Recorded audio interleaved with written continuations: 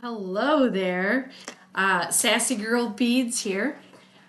Not really sure why my computer camera is black and white, that grayscale color. No idea. It worked just fine yesterday. I don't know what's different, but I decided that I'm just going to go with it because I couldn't fix it. I'll work on that another day. All right. So what I have here, yesterday I made this wrap bracelet out of memory wire, and I have several beads left over. So what I'm going to do today is make a ring that matches, you also using memory wire. And this video will be nice and short compared to the bracelet one. And so if you have a short attention span like myself, then this might be the video for you. The techniques and everything are the same for the bracelet as they will be here for the ring. Excuse me. So if you're looking for, how to make one happen for yourself, this is a great video for you.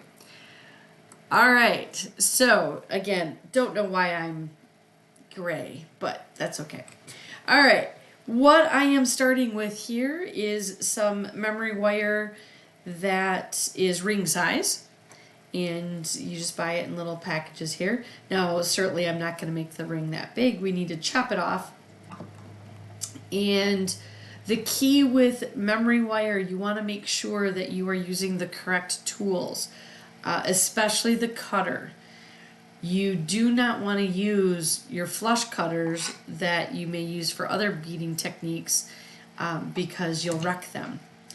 So I highly recommend that if you want to make memory wire jewelry that you purchase at least the cutter. All right. Not really sure how big I want to make this ring. Probably like 3 or 4 loops. Not really sure. I'm just, just winging it here. So I'm going to clip this. It gives me about 3 or 4 loops there. And here we go. Should cut through really easily. Nice. Very easy. Very easy. All right, set that aside. And so here's the leftover part here. Memory wire is a very dense, hard wire that will just always bounce back to its original shape, which is awesome. And but can be a little tricky to work with here at first. So what I need to do is bend the end so that when I start putting beads on here, they don't just fall off the other end. And they do make specific cap beads for memory wire that are only drilled halfway through and then you glue them on. I prefer to just bend the wire, and but gluing a bead on is an option. All right, I just purchased these pliers here, memory wire round nose pliers, so that I can make my end a little nicer. So yeah, here we go. So what I'm going to do here is grab the end as close to the end as I can. Move that so you can see it there. And I am going to attempt to use the smaller of the 2 circles here. And so actually I think maybe what I'll do is, I think this was okay. And so I'm just going to start bending it. I think I'm actually going to bend it up vertically, I guess would be the right direction here. But that would be the wrong thing. Here we go. Okay. Again, I'm going to grab it. And then what I'm going to do is I'm going to press with my finger, probably get my thumb in there. Oops, sorry about that. And press my thumb against the wire, against the round nose here. Just kind of press, and I'm going to move the pliers just ever so slightly and keep pressing against that rounded point part, move a little bit, move a little bit. This, so you can see bend kind of starting to happen there. The memory wire for rings are a little bit more difficult to work with than with the bracelet one. Bracelet was a little more forgiving. All right, so let's dig back in there. And again, just keep pressing a little at a time. Kind of hurts my thumb a little bit, but just a little at a time.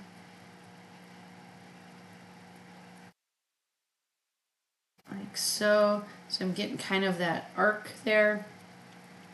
I need to make it a closed circle, a closed loop, so that the beads don't fall off. So I'm going to try to bend that end in a little bit again here. Woo. Maybe with the rings, maybe I do want to think about getting the special beads to finish it off with, because this wire is pretty stiff and difficult to press. I'm getting there. So if you came here to watch me struggle, you're getting your money's worth right now here. There's probably another tool I could be using instead of my thumb. That would maybe be a little more effective. But this is what I got. Alright, okay, we're getting there. That's what I got so far. I'm going to use some other pliers to kind of bend it. What I'm looking for is to get it so that it lays flat against my finger there. And I could potentially leave it like that as long as I have a big enough bead that's not going to go past that. But I think I'm going to try to bend just a little bit more.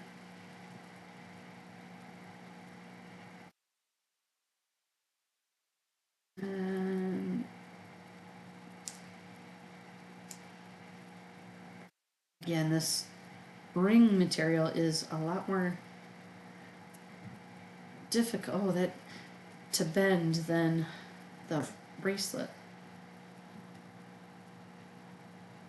Alright, so let's see what we have here.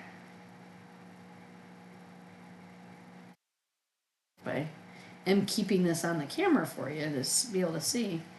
Alright, I'm not real happy with the shape of the circle.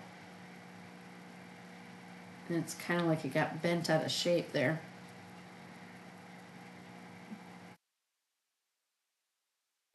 Let's try that.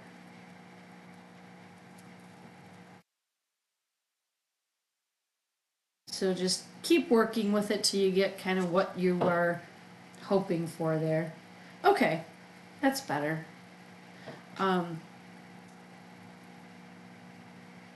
And as we know, the more you practice and more that you work with tools and different styles of things, then you get better at it over and over. Okay, so now what I'm going to do is just start feeding on the beads, and I'm really going for a ring that will match with this bracelet. And so that was definitely just a random pattern here. Just trying to grab that end, and again I should be able to kind of pull it and it will spring back to life. Okay, I am going to use a couple of the larger beads on that far end just to help so that things don't escape later. Let's see what we got here. Oh, that's not even going through. Oh, goodness. Try one of these then. There we go. And before I get too far, I'm going to go ahead and swirl this all the way around to make sure that it's going to stay on and not fall off the other end, because that would not be good. Oh my goodness, what do I got going on here? And of course I clipped my nails yesterday. How did I do that? I got it on like multiple strands here. Oh, goodness sakes. Okay, so let's undo that, because that is definitely not going to work. Just bring that around again. I accidentally got more than one wire wrap stuck in there. Okay, there we go. Now it's on one. Now let's bring it around. There we go. I think that's going to work fine. Okay, so yeah, you can see that the bead is large enough, it's not going to fall in between there. Now I could force it, but I don't want to do that. But that's what I'm looking for there. Okay, now just add on a bunch of random beads. And here we go. I don't know if it's going to be... With the bracelet, I could just kind of poke it right through the beads on the mat, because you could stretch it out a little bit. But the ring is proving to be a little bit more difficult to hold on to. Maybe?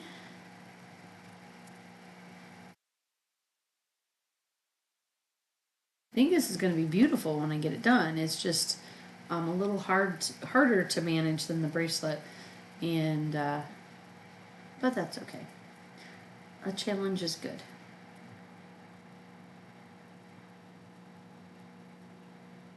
And it does kind of appear that, yeah, that I'm stretching it out too much.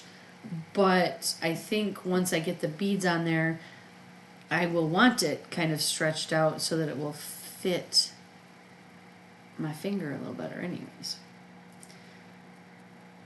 And if I don't like how stretched out it is here at the end, then I can just clip it off.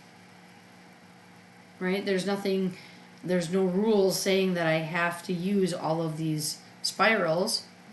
I mean, if I wanted to, I could clip it off right now and just use the little bit that I have on there. You know, it's all personal preference. All right.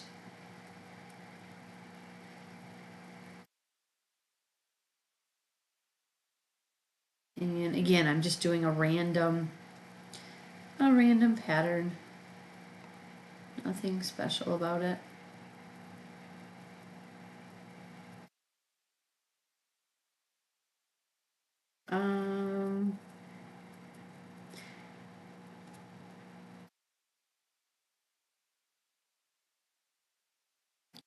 Wait, how are we looking? Not too bad. All right, maybe I think a few more. Ooh.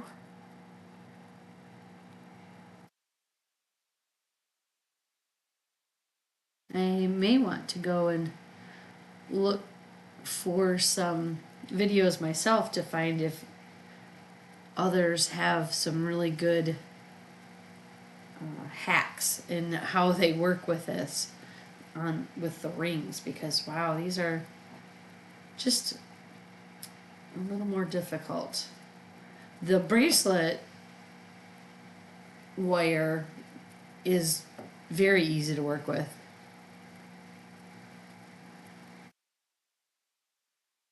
I'm gonna love the outcome. It's just pulling on my fingers a little bit and having to work them.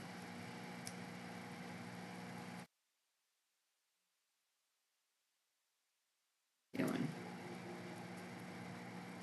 So I've got almost two strands. And again, I'm probably not going to do too much more now that I've really looked at this. I think that 2.5 to 3 is going to be plenty.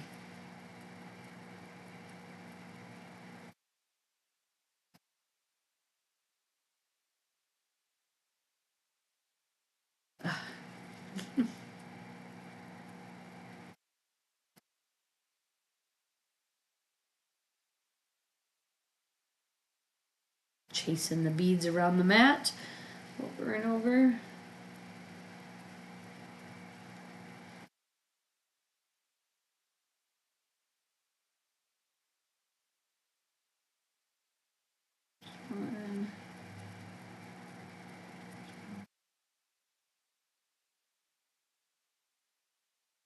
Alright, let's see what we have there. And so I haven't made a lot of these memory wire rings yet. I've probably made 2. And so this is definitely a newer technique for me. But the concept of it is fairly simple, right? You just finish one end so that the beads don't fall off. You can put the beads on there pretty tightly, or you can leave them very, very loose. If you're somebody that likes to, or if you're someone that finds that you fidget with your rings a lot, leaving them a little looser is a great idea. Alright, still don't have 2 full, but I'm thinking the other thing I'm looking at is where do I want my other end to end up? Do I want it on the back of my finger? Do I want it on the front? For me personally, I don't really care. But if you are going for a specific look, then you might want to pay attention to that as well. Alright, I'm going to get a couple more of these. Get some of these bigger ones in here.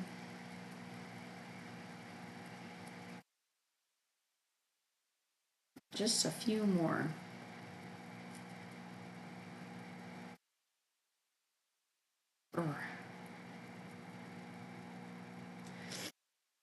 I'm really working the muscles in my thumb.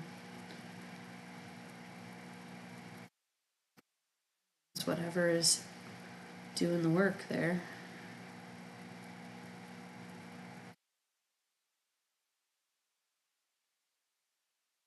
Okay, I think I have enough.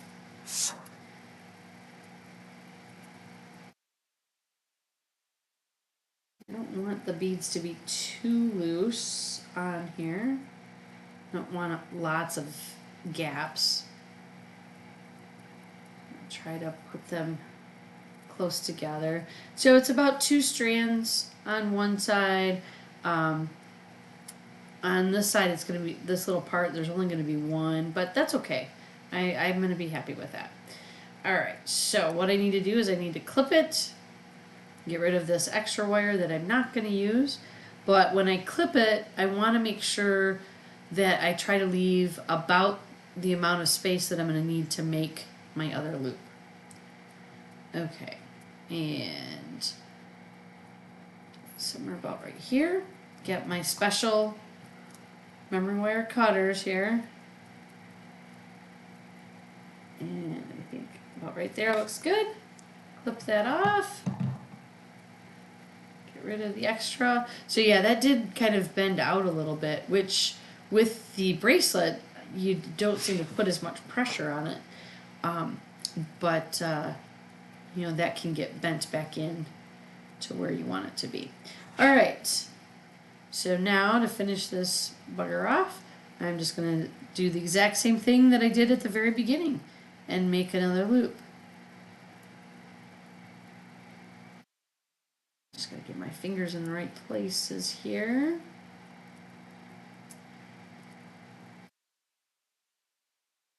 Yep, I got my pliers going the wrong direction.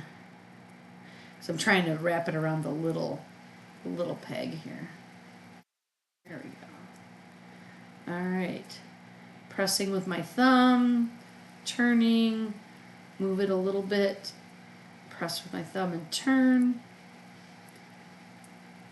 And just doing a little bit at a time here. If you move too much of the metal at a time, then the circle is not going to be, ooh, here we are. I forget that my computer times out. If you move too much of the metal at one time, then your finished part won't be circular very well. It'll be kind of oblong. Hey, that one's much better than the first one, I think. And again, it's about practice, and the more that I do these, I think I'll be more happy with the results. Yeah, that first one now looks a little oblongish, but that's okay. And then you just it's gonna stretch out around your finger. But there we go. And again, if I don't like that, I can slide it around. If I don't want either of those showing, I can totally put those in the back of my finger, like so. And now I have a ring that matches the bracelet. Oh, love that. All right.